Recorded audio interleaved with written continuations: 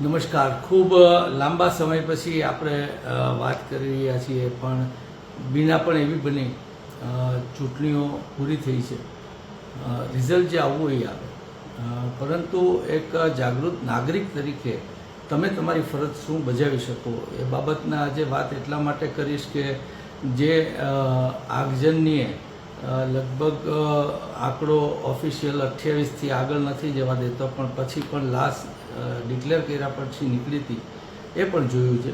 અને લગભગ મિનિમમ 35થી 40 લોકો જેના હજી ડેડ બોડી પણ એમના કુટુંબીજનોને મળ્યા નથી, એના DNA ટેસ્ટ ને બધું ચાલે છે, પણ લાપતા લોકો અંદર કેટલાક ગયા એની પણ જે CCTV માંથી પછીનું આગ લાગ્યા પછીનું થોડું રિલીઝ કર્યું છે, પણ આગ લાગ્યા પહેલાંમાં કેટલા અંદર ગયા હતા, શું છે શું નહીં, કંઈક છુપાવવામાં આવી રહ્યું છે.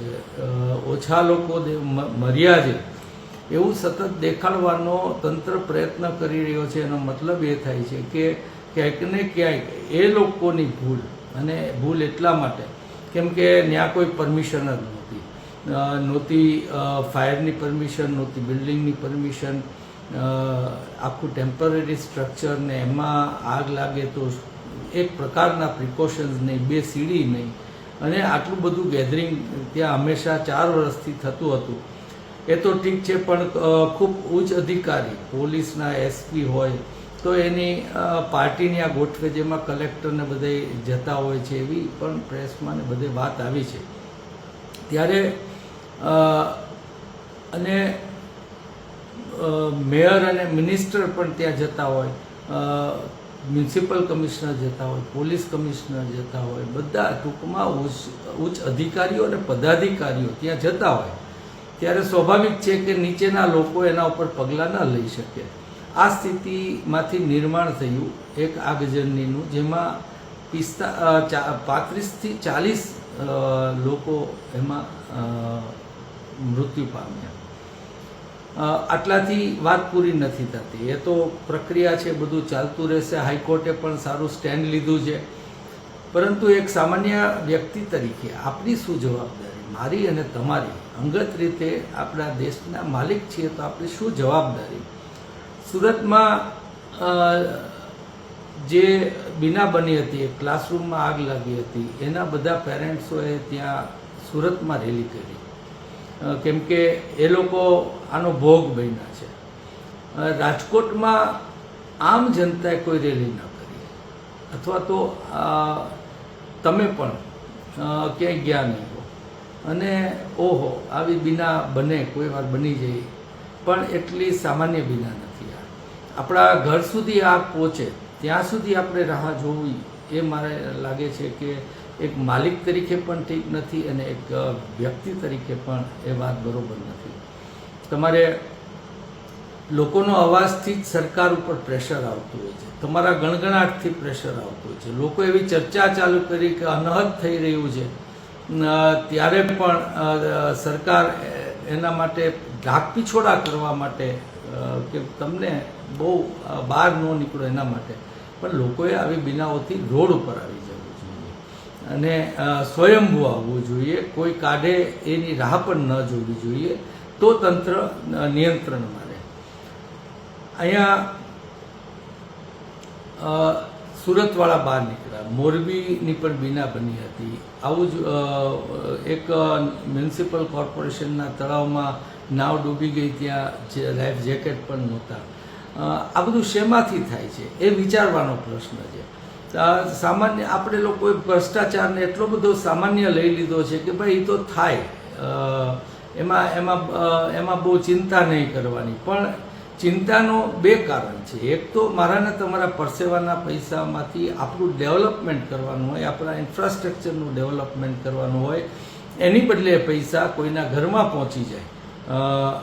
અને એનાથી પણ ખરાબ કે આ ભ્રષ્ટાચારના પૈસા ભેગા કરવામાં, આજે સાંસદ રાજ્યસભાના ભાજપના રામભાઈ મોકરીએ એવું કીધું કે જ્યારે રાજ્યસભાના સભ્ય નહોતા ત્યારે એમણે પણ 70,000 રૂપિયા ફાયર બ્રિગેડના ઓફિસરને આપ્યા હતા.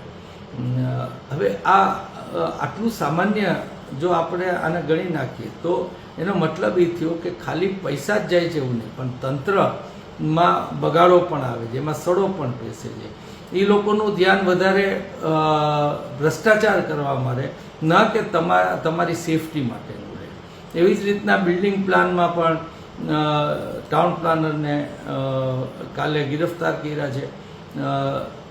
એમનું પણ જવાબદારી ઠરે છે કે આટલું મોટું બિલ્ડિંગ 4 વર્ષથી, પરંતુ એ લોકો પગલાં એટલા માટે ન લઈ શકે કેમ કે ત્યાં મેયર ઓપનિંગમાં જાય, મિનિસ્ટર હોય, કલેક્ટર, બધા ઉચ્ચ અધિકારીઓ હોય, મ્યુનિસિપલ કમિશનર ખુદ હોય, એના બોસ, એ આવતા જતા હોય, ત્યાં કોણ હિંમત કરે. માટે આમાં પહેલી માંગ તો લોકો દ્વારા એ બનવી જોઈએ કે આમાં પોલીસ કમિશનર કે જે ત્યાં દારૂ ખૂબ મળ્યો એની પણ દરકારી નથી રાખી, અને મ્યુનિસિપલ કમિશનર કે જે આવડું મોટું બિલ્ડિંગ વગર ફાયર એનઓસી કે ચાલતું હતું બિલ્ડિંગ પ્લાનની મંજૂરી વગર, એ બંને ઉપર કડક પગલાં લેવા જ જોઈએ એટલું નહીં, ડિસમિસ કરવા જ જોઈએ એટલું નહીં, પણ આ બધા ઓફિસરોને આમાં જોડી અને એ લોકોને ગુનેગાર ઠેરવવા જોઈએ, એફઆઈઆરમાં એના નામ આવવા જોઈએ. આ માગણી કોઈ પોલિટિકલી થાય તો એને પોલિટિકલી જવાબ મળી જાય અને વાત પૂરી થઈ જાય. આ માગણી સ્વયંભૂ લોકોએ કરવી જોઈએ, જ્યાં હોય ત્યાં એનો અવાજ ત્યાંથી ઉઠવો જોઈએ, એનો ગણગણાટ કમસે કમ થાય. જો લોકો રોડ ઉપર આવે, દિલ્હીમાં કોઈ બીના બને ત્યારે ત્યાંના ખૂબ લોકો જાગૃત છે, આખા ભારતમાંથી બધા જુદા જુદા પ્રદેશોમાંથી આવે છે અને આમાં રિએક્ટ કરતા હોય છે, અને હંમેશા હરેક શહેરમાં કે હરેક બીના ઉપર આવું રિએક્શન હોવું જોઈએ, તો જ સરકાર જાગૃત રહે. સરકારનો એક ઇશારો હોય, આજે બધે જ લોકો જાય છે, અધિકારીઓ બધી જ હોટલોને ચેક કરે છે, એ તો એની કાયમી ફરજ છે. એ કાયમી થયું હોત તો આ બીના જ ન બની હોત, મોરબીની બીના પણ ન બની હોત. આજે રાજકોટ મ્યુનિસિપલ કોર્પોરેશનનું તંત્ર એટલું ભ્રષ્ટ થઈ ગયું છે અને એટલું જેમ ગુજરાત સરકારનું થઈ ગયું છે, જેમ ભારત સરકારનું થઈ ગયું છે, કે એ લોકોને વહીવટી ના તો જ્ઞાન છે, કેમ કે નવો ચહેરો દેવો પડે, બસ નીચેના ચહેરા બદલી ગયા પણ સિસ્ટમ નથી બદલતી જે ભાજપની છે. એવા જ લોકોએ ધ્યાનમાં રાખવી જોઈએ. ત્યારે મોરબીમાં તમે સુપરસીડ કરો છો નગરપાલિકાને, પરંતુ અહીંયા તમારી સ્થિતિ નાજુક છે, રાજકોટની પ્રજા રિએક્ટ કરશે, આપણે ચૂંટણી અત્યારે ન આપી શકાય, એટલે બહુ નફટાઈપૂર્વક સરકાર એ બાબતમાં વિચારતી જ નથી. સસ્પેન્શન પણ એટલા માટે આવ્યા નીચલા અધિકારીઓના 5-7ના કે પોલીસ કમિશનર અને મ્યુનિસિપલ કમિશનર ઉપર વાત ન પહોંચે, કેમ કે હાઈકોર્ટે બીજે જ દિવસે હિયરિંગ કરી અને ઠપકો આપ્યો ત્યારે સસ્પેન્ડ કરવામાં આવ્યા છે, ડિસમિસ કરવામાં નથી આવ્યા. તો મને સિસ્ટમને ખ્યાલ છે એટલે તમને એ પણ કહું કે જેને ડિસમિસ કરવામાં નથી આવ્યા, સસ્પેન્શન કરવામાં આવ્યું છે, એને કહેવામાં આવ્યું હશે કે તમારે કશું જ બોલવાનું નહીં ને 2-4-6 મહિનામાં તમને પાછા નોકરી ઉપર લગાડી દઈશું, 2-4-6 મહિના એને અડધો પગાર મળશે. આ સ્થિતિનું નિવારણ એ મારા ને તમારા વિચારો અને એ વિચારોને વ્યક્ત કરવાની હિંમત આપણે દાખવીએ તો જ થઈ શકે. ત્યારે હું આપને આ દેશના એક માલિક તરીકે નિવેદન કરું છું કે આવી બીનાઓ ભવિષ્યમાં ન બને. આજે પણ એ વિચાર કરવો ચોક્કસ રહ્યો કે જે લોકો અહીંયા ભોગ બન્યા છે, જેના કુટુંબીજનો ભોગ બન્યા છે, એ લોકો આજે રોડ ઉપર આવ્યા, પણ સુરતની બીના બની ત્યારે એ લોકો રોડ ઉપર આવી ગયા હોત તો કદાચ અહીંયા વધારે સજાગ લોકો હોત, અહીંનું તંત્ર સજાગ રહ્યું હોત ને આ બીના ન બનત, એને આત્મજનોને ન ખોવા પડત. ત્યારે આ બીના તમારા કોઈ ઓલા સાથે બની શકે એવી શક્યતાઓ આ નિંભર તંત્રમાં છે. ત્યારે આપ સૌને હું ફરીથી વિનંતી કરું છું કે દેશના માલિક તરીકે એક હુકમ, અને એ જ્યારે લોકશાહીમાં ખૂબ માથાઓ ભેગા થાય એ લોકોનું ફરજિયાતપણે કોઈ પણ સરકારે એની વાતને સ્વીકારવી પડે, માનવી પડે. અને એનું આપણે ખેડૂત આંદોલન ઓલ ઇન્ડિયામાં થયું ત્યારે એ કાયદો પાછો ખેંચવો પડ્યો હતો, એ આપણે જોયું છે કે લોકશાહીમાં જાજા માથાની ખૂબ મોટી કિંમત હોય છે, ત્યાં સરકારે પણ ઝૂકવું પડે છે. આપ સૌને હું ફરીવાર વિનંતી કરું છું કે આપ સૌ રોડ ઉપર આવો અને કોઈના કહેવાની રાહ જોયા વગર તમે 5-25 નીકળો અને એમ કહો કે અમારે આ ન ચાલે, વાતમાં ખૂબ ફરક આવશે. ત્યારે આપ સૌને ફરીથી આ બીના બાબતે વિનંતી કરું છું. આમાં ઘણું બધું કહેવા જેવું છે.